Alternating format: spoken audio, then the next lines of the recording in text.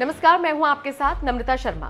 देश को अगले राष्ट्रपति के तौर पर द्रौपदी मुर्मू मिल चुकी हैं, या ये कह लीजिए कि द्रौपदी मुर्मू के तौर पर अगला राष्ट्रपति मिल चुका है। एक ही बात है, एनडीए की तरफ से उम्मीदवार उतारी गई थी और सामने थे यूपीए के उम्मीदवार यशवंत सिन्हा। करारी टक्कर अगर हम कहें तो भी गलत होगा, क्योंकि बहुत ज्यादा फासला रहा है वोटों का और 64% वोटों के साथ द्रौपदी मुर्मू जीत दर्ज करने में कामयाब हुई। और उसके बाद से ही उनको बधाई देने वालों की एक लंबी लिस्ट है। मतलब ये समझ लीजिए, चाहे देश के प्रधानमंत्री नरेंद्र मोदी हो, रक्षा मंत्री राजनाथ सिंह हो, चाहे विपक्ष के नेता हो, चाहे कांग्रेस नेता राहुल गांधी हो, मतलब बहुत सारी ऐसी लिस्ट है जो सामने आई है जिसमें लोग उन्हें बैक टू बैक ट्वीट कर रहे हैं, बैक टू बैक उनको बधाई संदेश भेज रहे हैं। लेकिन इन सबके बीच अब लोग जानना चाह रहे हैं कि हारने के बाद और द्रौपदी मुर्मू के जीतने के बाद यशवंत सिन्हा का क्या रिएक्शन है।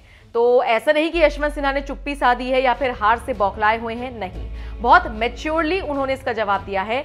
यशवंत सिन्हा ने द्रौपदी मुर्मू को राष्ट्रपति बनने के बाद बधाई दी है। जी हां, यशवंत सिन्हा ने ट्विटर पर बाकायदा एक पोस्ट शेयर किया जिसमें वो लिखते हैं, राष्ट्रपति चुनाव 2022 में विजयी होने पर मैं श्रीमती द्रौपदी मुर्मू को बधाई देता हूं। देशवासियों को उम्मीद है कि 15वें राष्ट्रपति के रूप में वो बिना किसी भय या पक्षपात के संविधान की संरक्षक के रूप में जिम्मेदारी निभाएंगी।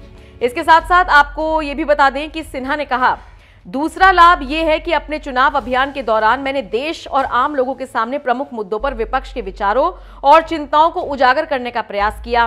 विशेष रूप से मैंने ईडी, सीबीआई, आईटी और यहां तक कि राज्यपाल के कार्यालय के खुले और बड़े पैमाने पर इस्तेमाल पर कड़ी चिंता व्यक्त की। यानी कि सिन्हा कहीं ना कहीं अपनी हार से दुखी तो हैं, परेशान तो हैं और इसीलिए बार बार गिना रहे हैं कि उन्होंने इस दौरान कौन कौन से मुद्दे उठाए थे। लेकिन फिर ठीक है, उन्होंने अपनी हार को जल्द ही स्वीकार करते हुए द्रौपदी मुर्मू को जीत की बधाई भी दे दी है। वैसे इस दौरान यशवंत सिन्हा ने यह भी कहा, इस चुनाव में मुझे अपने सर्वसम्मति के उम्मीदवार के रूप में चुनने के लिए मैं विपक्षी राजनीतिक दलों के नेताओं का तहे दिल से शुक्रिया अदा करता हूं। मैं इलेक्टोरल कॉलेज के सभी सदस्यों को भी धन्यवाद देता हूं जिन्होंने मुझे वोट दिया।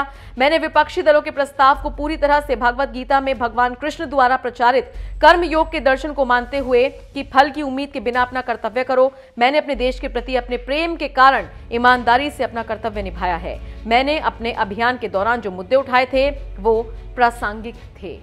तो कुल मिलाकर देखा जाए तो यशवंत सिन्हा अपनी हार को लेकर दुखी भी नजर आ रहे हैं, लेकिन दूसरी तरफ बहुत मैच्योरिटी दिखाते हुए उन्होंने द्रौपदी मुर्मू को जीत की बधाई भी दी है।